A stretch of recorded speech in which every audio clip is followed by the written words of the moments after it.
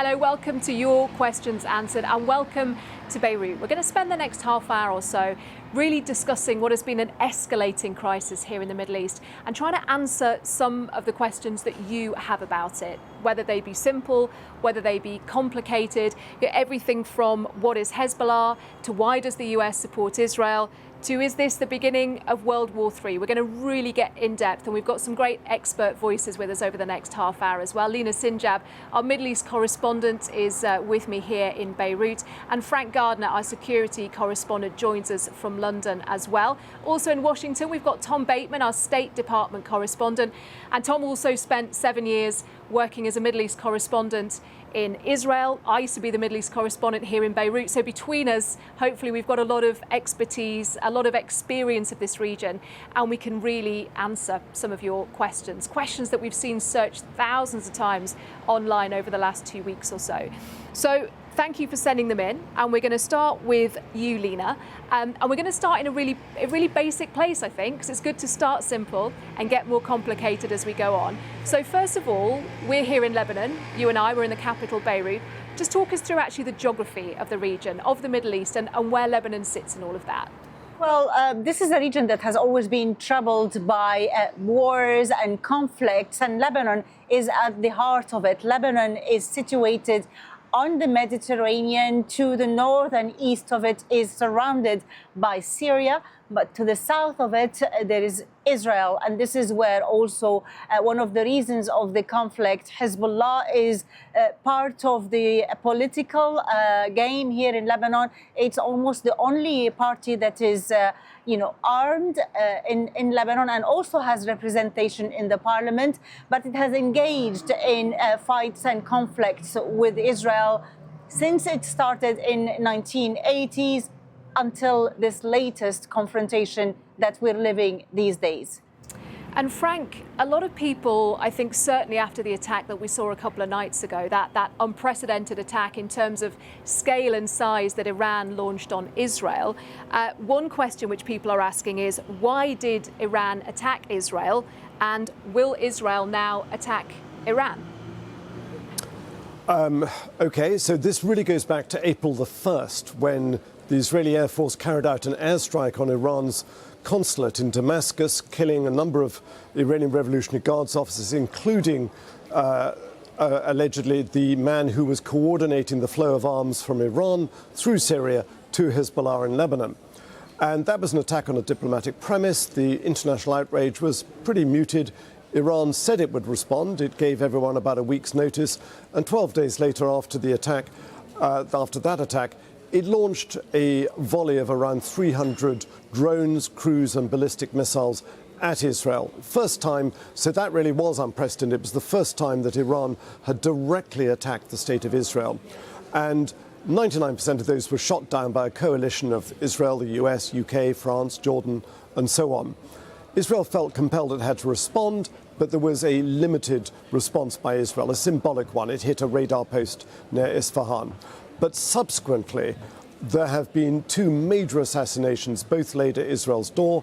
One is of Ismail Haniyeh, the Hamas political leader, in Tehran, in the heart of the Iranian capital, as he had just finished attending the inauguration of Iran's new president. Israel didn't say they did it, but everybody believes it was Mossad, Israel's external spy agency. And then, of course, the assassination in Beirut a few days ago of Hassan Nasrallah, the Hezbollah leader. And Iran said, right, that's two assassinations. We can't let this go unanswered. So they say it's self-defense. They are claiming Article 51 of the UN Constitution, and they have fired all these missiles at Israel.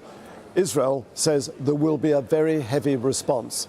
They're currently under something called Rosh Hashanah, the Jewish New Year. But when that finishes in just about 36 hours' time, there could well be an Israeli response against Iran, in which case Iran has said they will retaliate. And that's why everyone's fearing escalation right now. And Tom, you're joining us from Washington. And if we keep it current for the moment, because I think we will get into America's historic support for different countries in this region and why it is the way it is.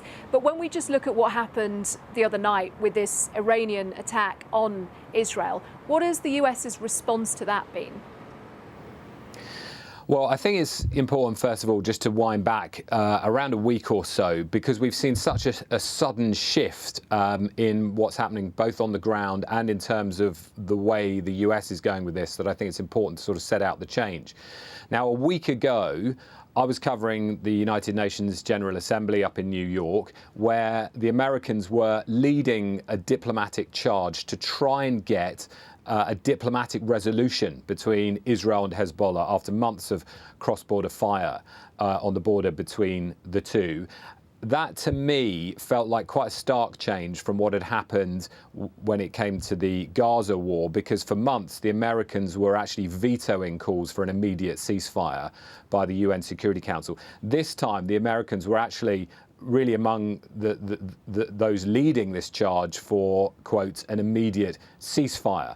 So they were calling for restraint, for mediated negotiation between the two, and a truce, a 21-day truce, in the context of everything that Frank has just been talking about. Now, that effort completely failed, and it failed in a very, very kind of vivid form, because the Israeli Prime Minister was at New York for the General Assembly. He gave a speech where he didn't mention this ceasefire at all, and within about 90 minutes of that, the strike was launched by the Israelis that killed Hassan Nasrallah in Beirut. It was authorized by Benjamin Netanyahu from his hotel room in New York, even to the extent that the Israelis released a photo of him doing so. So that felt like a clear kind of signal to Joe Biden that they weren't going down the path of diplomacy on this one. They felt it was right. They had the opportunity, and they killed Hassan Nasrallah. So then we've seen the Iranian response, and the Americans have now had to follow suit. They publicly support the killing of Nasrallah. They, of course, back their ally Israel publicly. They supply the weapons for it to carry out these military operations. So now they've been trying to kind of walk this line of trying to, first of all, they were trying to bring down the temperature and bring down the scale of the Iranian strike on Israel by being quite threatening beforehand. They said that the Iranians would suffer, in their words, severe consequences for any strike on Israel.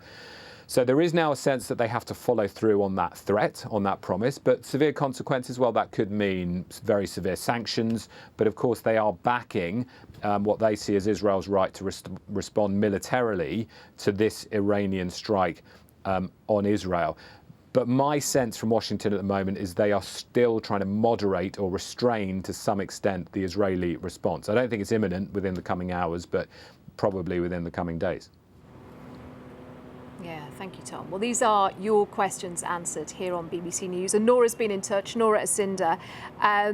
Thank you for this, Nora. She says, and this is one for you, Lina, with me here in Beirut, what is the fundamental reason for the war, and what has Lebanon got to do with it? Well, it started really after the event of 7 October, where Hamas launched attack in Israel, and then Israel responded by attacking Gaza.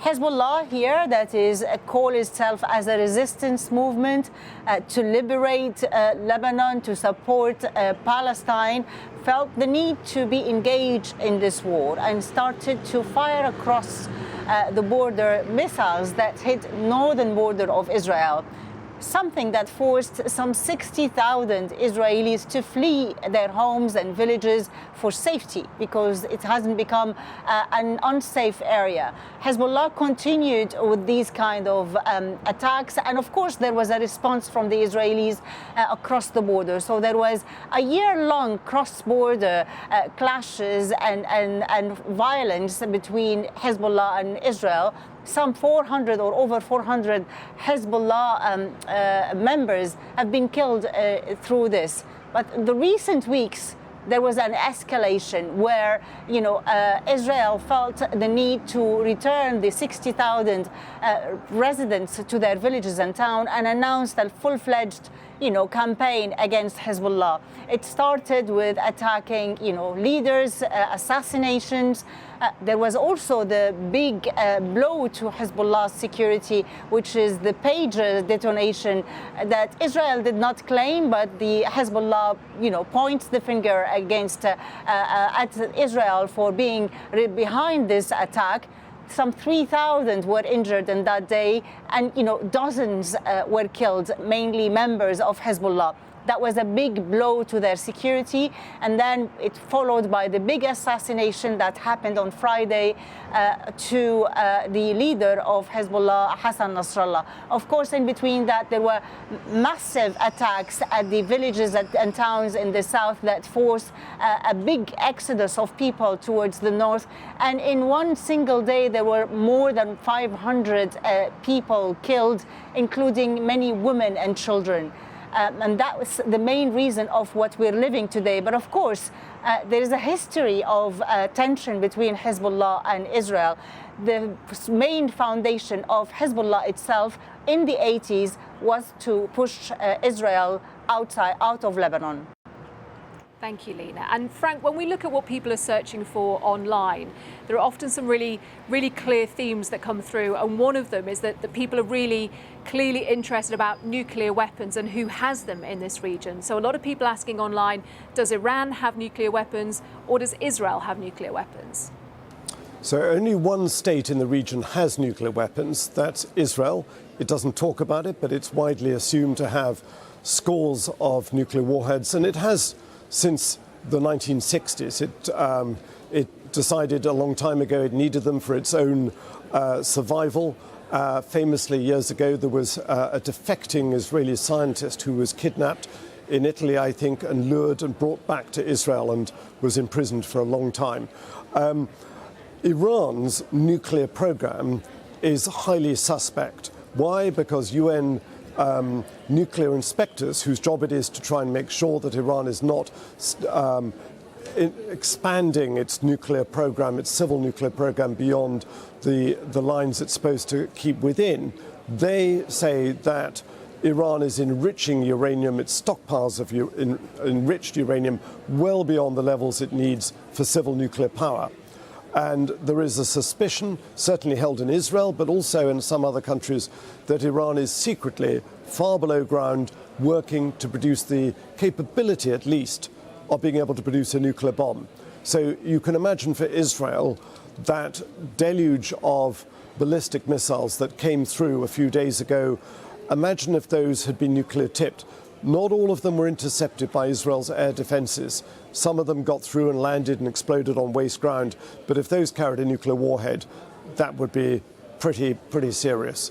Like, that's an understatement. So there are some in Israel who are saying right now is the best opportunity to try and take out Iran's nuclear facilities. That would be a massive step, and it wouldn't necessarily succeed because they're buried so far underground, well guarded, well protected. It almost certainly wouldn't succeed. And I think that particular ship has sailed in terms of Israel trying to physically knock out Iran's nuclear enrichment facilities permanently. And Tom, to you in Washington again, I did say we'd talk a little bit more fundamentally about the US and who it backs in the region. And again, looking at those online searches, a lot of people asking, why does the US support Israel? Well, it's historical and it goes back a century. And if you look at the roots of the conflict in the Middle East, you have to go all the way back to the role of European powers there in the first half of the 20th century, at a time when you had a growth of rising nationalisms, both in the Middle East and all over the world, especially in the aftermath of the First World War.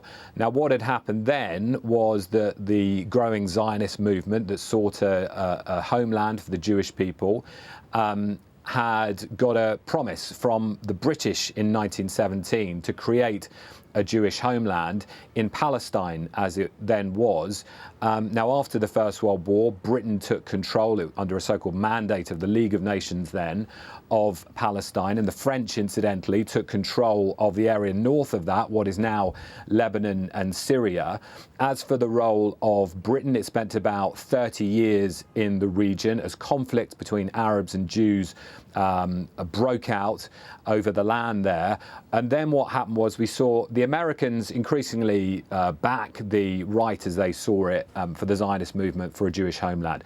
Now, in 1948, there was the British pulled out, and then there was a conflict after the State of Israel was declared, Arab countries invaded.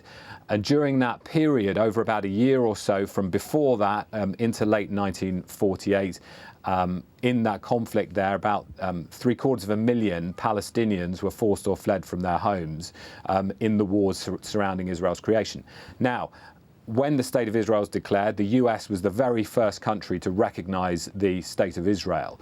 And we've seen then throughout the next century, the century that followed that, the US continue to back its Israeli ally and increasingly become involved in supplying it militarily and supporting it militarily.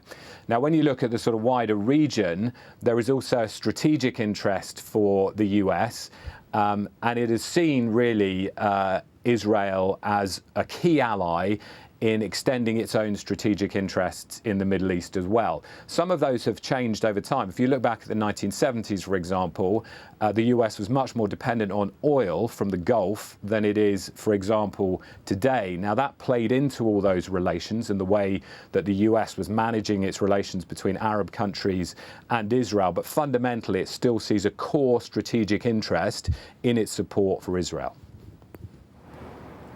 It's a really big question, that one. Actually, it's worth saying, if you are interested in the whole history and the politics of the Middle East, Tom's got a brilliant series called The Mandate. So if you have a look on BBC Sounds, that is still on there, and you can listen to those episodes as well and really find out more about how a lot of this began.